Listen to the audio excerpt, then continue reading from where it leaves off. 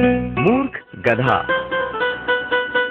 एक समय की बात है, किसी कस्बे में एक धोबी रहता था। एक रात जब वह सो रहा था, एक चोर उसके घर के पिछवाड़े में आ घुसा।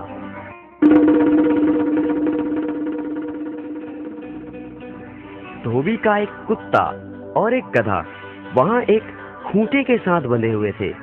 चोर को देखकर गधा कुत्ते से बोला, कुत्ते भाई, देखो चोर घर में घुस आया है और तुम भौंक नहीं रहे हो। क्या ये तुम्हारा फर्ज नहीं कि तुम भौंक कर मालिक को जगाओ? यदि तुम ऐसा नहीं करोगे तो चोर चुपचाप चोरी करके यहाँ से रफूचक्कर हो जाएगा।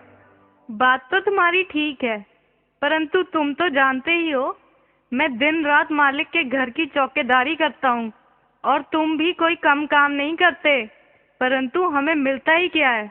हमें ढंग से पूरा भोजन तक नहीं दिया जाता। ये बात तो तुम ठीक कह रहे हो, परंतु कुछ नहीं।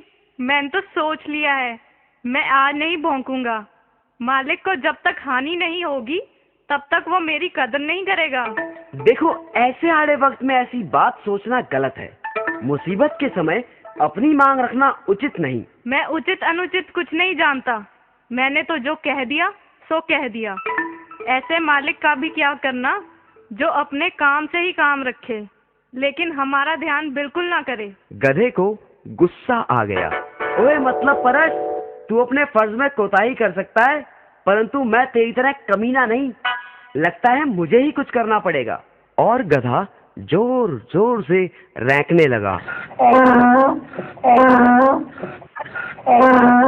गहरी नींद में सोए हुए धोबी की नींद गधे के रैंकने की आवाज से खुल गई। वो गुस्से से बिस्तर से उठा और जाकर लाठी से गधे को जोर जोर से पीटने लगा।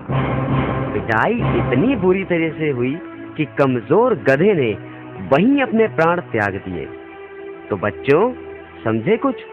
इसीलिए तो कहते हैं, अपने काम से काम रखो, दूसरे के काम में टांग ना अड़ाओ।